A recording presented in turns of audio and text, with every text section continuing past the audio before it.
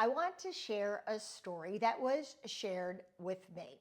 It's a story about business, friendship, illness, and betrayal. It's a cautionary tale. What happens when a woman meets the wrong woman in the right place, but at the wrong time? Well, hi, I'm Laura. Welcome to the channel, and I hope you'll take a moment to subscribe.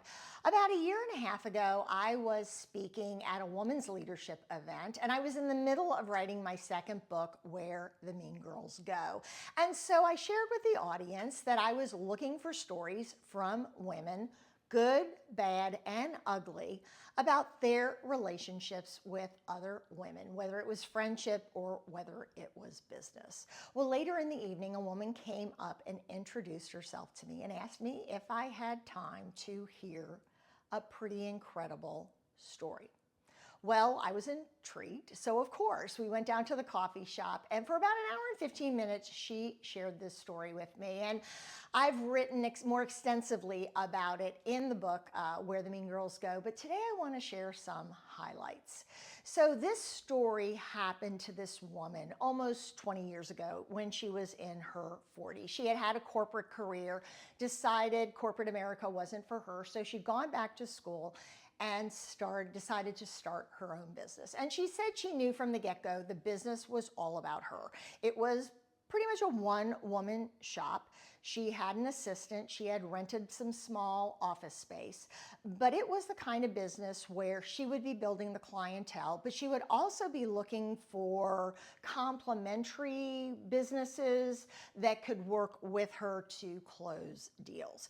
So she took my advice, even though she didn't know it was my advice, and she joined professional organizations, associations, business meetups, and for about 6 months, she said that she concentrated on getting to know other business owners in her community and to getting to know potential clients and developing those relationships. Well, one woman in particular, she hit it off with at these professional meetups. They were in complementary businesses.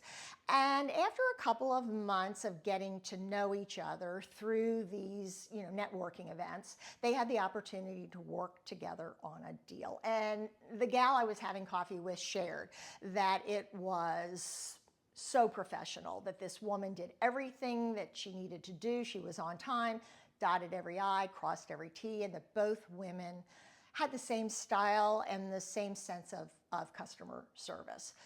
So for the next year, they worked together on multiple deals. And this gal, as she was building her business, was working with many people in the community. And this gal in particular, who she kind of found some common ground with, had a great reputation. And she heard that from lots of other people in the community. Super ambitious, super hard worker, and it just seemed like the perfect match.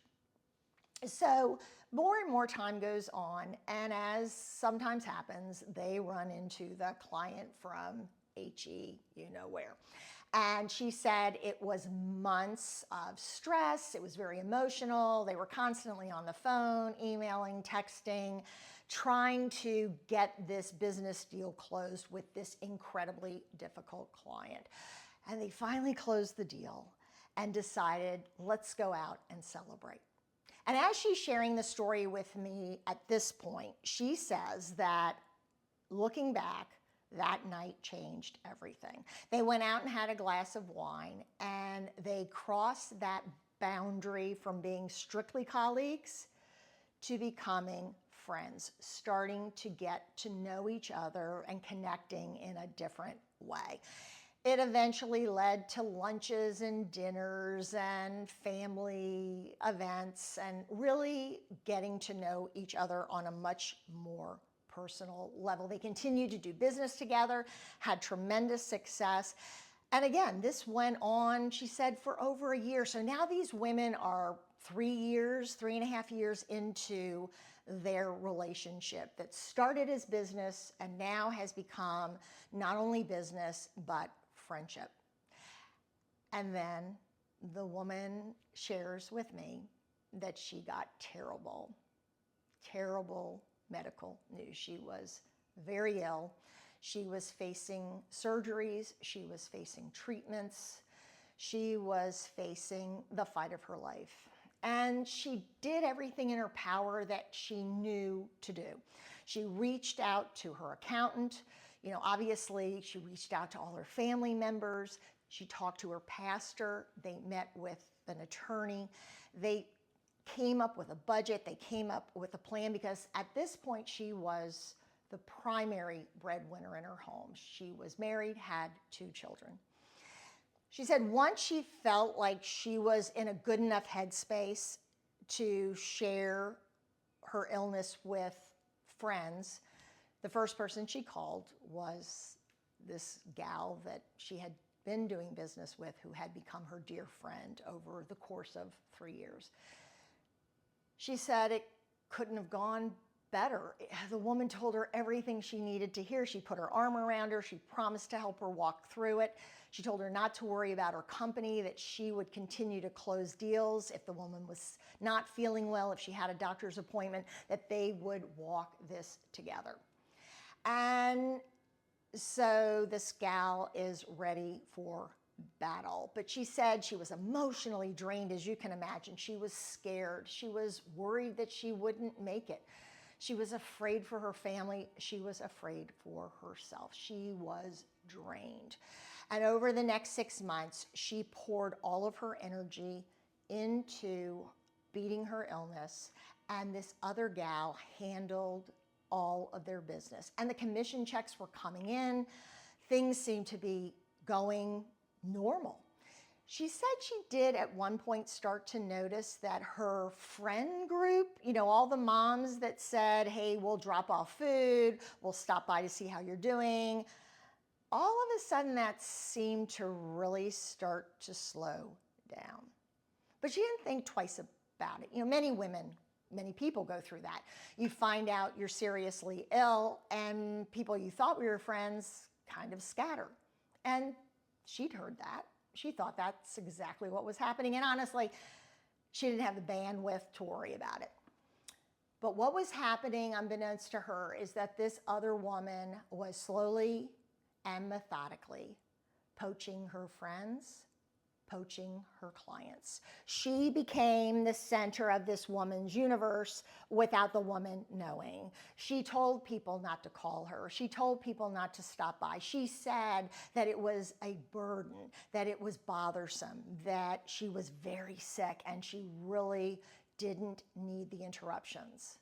Can you imagine a friend? It would be hurtful, but you'd also be a little bit lost. But this woman was like, if you have any questions, call me. And she did the same thing with the woman's clients. She started closing deals, these deals that they had been working on, some for a year, some for a year and a half, some for 6 months.